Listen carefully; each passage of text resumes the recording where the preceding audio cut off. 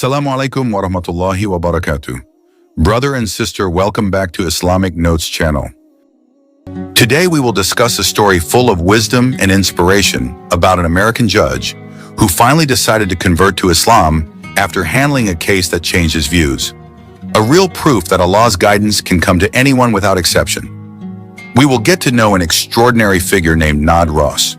Nadia is a judge who has a brilliant career track record in the world of law. At the age of 45, she has devoted herself for 5 years in the judge's chair, handling various cases with extraordinary precision and integrity. Nadia is not a judge who is easy to read. She is known as an intelligent person with sharp analytical skills and always able to see various sides of every problem she faces. Not infrequently, the decisions she makes arouse admiration from her colleagues because of the firmness and justice she applies. There is no room for dishonesty in her. Nadia always adheres to the principle of honesty, even in very difficult situations. Though she appears so strong and firm, she also has another side to her that is rarely seen. She is a woman with a Christian background that has been highly respected in her life. The religion she has embraced since childhood has become an inseparable part of who she is. Like many other people, Nadia believes in the power of prayer and divine guidance.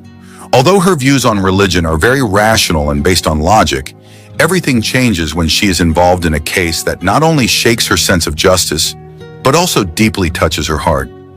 This case is what finally takes her on an unexpected spiritual journey, something she had never imagined before in her life and career as a judge. The morning atmosphere felt quieter than usual in the district courtroom, with a slightly cloudy sky. The soft morning light flowing in through the large windows on the side of the room gave a calm impression, even though the atmosphere inside was full of tension. That day was the first day of a trial, a case that caught the attention of many people. A theft case involving a Muslim man named Ahmad. Nadia Ross, the judge, sat quietly behind a large and sturdy courtroom bench. She was known as an intelligent, fair person who always showed empathy in handling every case. Nadia looked around the courtroom. The defense attorney, the prosecutor, the defendant, the victim's family, and other parties were already in their respective places. The defendant, John, sat restlessly in the detention chair. He was 35 years old. His face looked tired, like someone who had been shackled for a long time. His hands were tied in front of his body, and his eyes occasionally glanced at Ahmad's family, who were sitting in the corner to the left of the courtroom. Ahmad's family sat with expressions that were difficult to read. Ahmad, a 40-year-old man and the owner of the shop that had been stolen from, was present with his wife and 2 teenage children. His face looked firm but full of pain. The pain of losing a sense of security after the shop he had worked hard to build for years was robbed by someone he didn't even know. The trial for the theft case began. Nadia's firm and clear voice broke the tense silence. All parties were expected to respect the ongoing legal process under the judge's orders. The prosecutor, a man in his 30s with a serious appearance, stood up and began to read the indictment. Your Honor, on Monday night at exactly 11 p.m., the defendant, John, committed theft at a shop owned by Ahmad, a 40-year-old Muslim citizen, located in the city center. The shop, which had been managed by the victim for more than 10 years, suffered a significant loss due to the defendant's actions. The defendant, John, who had previously planned this theft, entered the shop through the unlocked back door. He stole a number of valuables, including cell phones, jewelry, and cash stored in the cashier. This action caused losses that were not only material, but also emotional for the shop owner. The atmosphere in the courtroom became increasingly tense as the prosecutor revealed the details of the crime. Ahmad, the victim, had discovered the incident when he found his shop in a chaotic state with several items missing. He immediately reported it to the authorities. The police managed to arrest the defendant in less than 24 hours. After the indictment was read, Nadia turned her gaze to the defendant. Defendant John, do you admit to the actions that have been charged against you? John lowered his head, his eyes staring blankly at the floor. After a few seconds of silence, he finally spoke in a low voice, almost a whisper. I admit it, Your Honor, he answered, his voice full of regret. I don't know what was on my mind at that time. I really don't know. I was just desperate. I needed money, but I didn't intend to damage anything or take what was not rightfully mine. On the other hand, Ahmad, the shop owner, sat with a tense face. He looked at John with a mixture of anger and disappointment. His wife held his hand tightly, trying to give him the strength to stay calm. "What you did is very detrimental to us, John." Ahmad's voice was serious but controlled. "It's not just about the lost goods. It's about the sense of security we had in our shop. We worked hard to build this. You can't just take it away." Ahmad's words made John fall silent. His face was full of regret, and he nodded slowly, struggling with the emotions that arose from his actions. "I am really sorry, Mr. Ahmad," he said, his voice shaking. "I know I can't give everything back, but I'm sorry. I won't do it again." Nadia raised her hand, signaling for everyone in the courtroom to calm down. "We must follow the applicable procedures," she said in a calm but authoritative voice. "This trial will continue with further evidence. We will consider all factors in determining the decision." A heavy silence fell over the courtroom. Everyone in the room understood that, although this case involved theft, there were deeper layers to consider. The decision would not only be about punishment, but also about forgiveness and humanitarian considerations. The trial continued in the following days, and the atmosphere became increasingly tense as the discussion about John's actions deepened. However, there was one thing that caught Judge Nadrose's attention that he could not get out of his mind: the extraordinary attitude of Ahmad, the victim, every time John, the defendant, apologized. Ahmad never showed hatred or anger, even though John's actions had been very detrimental to his family. Ahmad continued to show extraordinary calm. He never once asked for a heavy sentence for John, even though his actions had greatly damaged his family's life. "I don't want John to be punished too severely," Ahmad said firmly on one occasion in the courtroom. "I believe that everyone can change. I hope he can be given the opportunity to improve himself." Ahmad's words echoed in Nad's mind. In his life full of decisions, someone was so patient and devoted to the perpetrator of his suffering. "Ahmad, that's a big thing. Showing mercy to someone who has ruined your life. This is not an easy thing to do," Nad said. Ahmad looked at Nad with a gaze that suggested he had already pondered the question before. He answered, "Patience is part of our faith, sir. I am a Muslim, and Islam teaches us to try. Allah teaches us to be forgiving. Even when people wrong us, we forgive. Not just for them, but for our own peace of heart." Nad was silent, listening to Ahmad's explanation. Those words felt like a deep lesson, touching something within him. He realized that throughout his life, he had often thought about punishment and fair retribution. But what Ahmad said opened his mind to the meaning of greater peace. Not just about justice, but about love and kindness. Not only about the people we forgive, but also about ourselves. Ned, wanting to deepen his understanding, asked, "So you believe that forgiving helps us?" Ahmad nodded slowly. "Indeed, forgiving helps us not to be bound by hatred.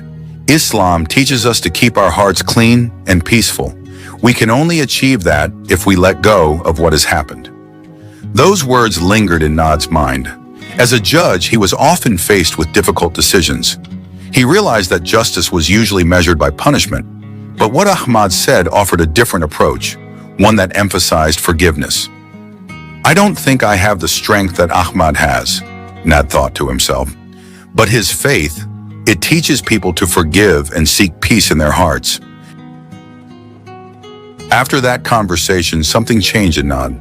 As a rational and professional person, he had always been focused on the law and its decisions. But now he felt connected to something bigger than just legal judgments. There was something in Ahmad's words that touched him, a calmness that made him wonder more about Islam. He began reading books about the religion, listening to lectures, and even asking his Muslim friends about their faith. The more he learned, the more he realized that Islam was not just about laws and worship, but about peace of heart, forgiveness, and a deep relationship with the Creator. One night, as he sat in his study with books open on the table, an indescribable feeling came over him. It was as if something greater was guiding him.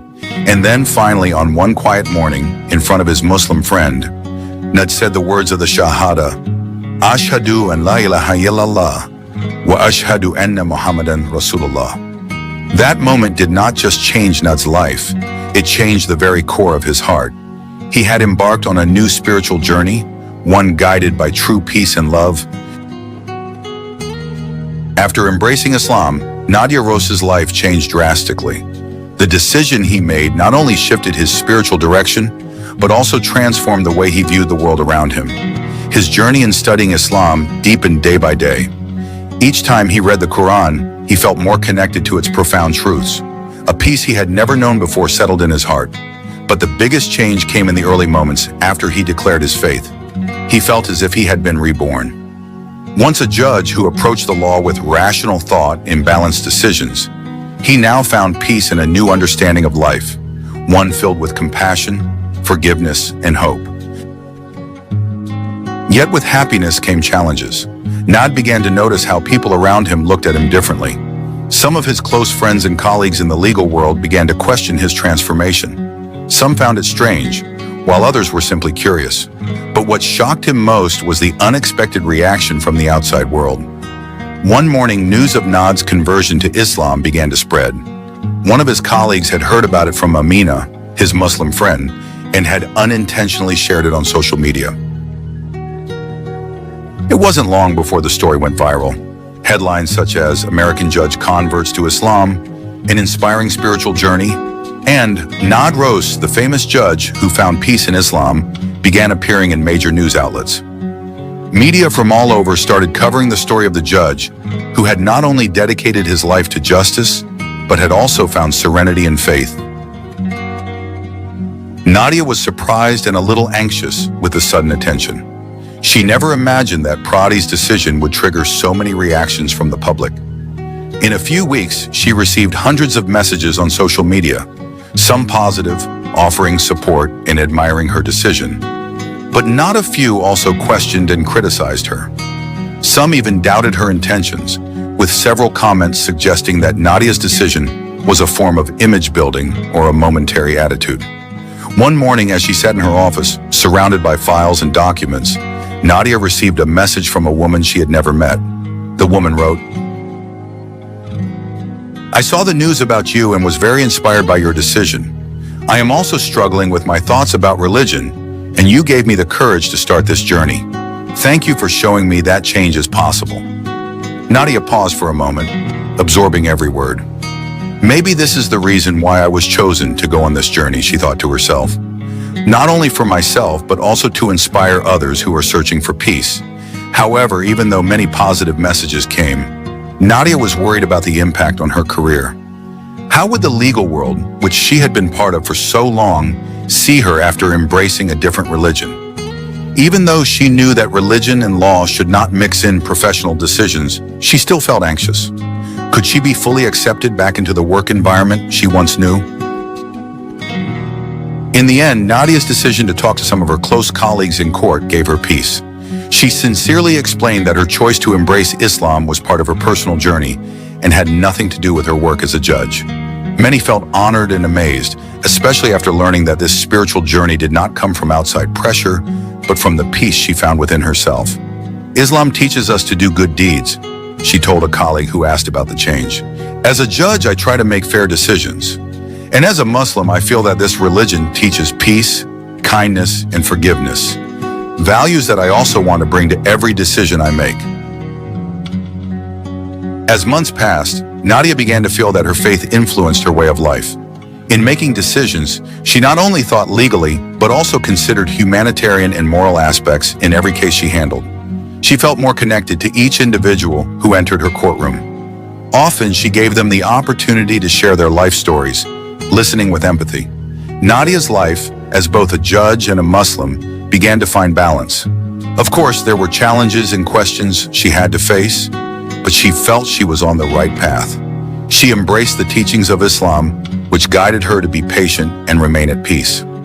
One day she met Ahmad, a respected scholar who had guided her through parts of her spiritual journey. With a smile, she said, "You have changed my life more than you know." Ahmad smiled softly. his face calm. "I only do what I believe is right. It is Allah who guides us all."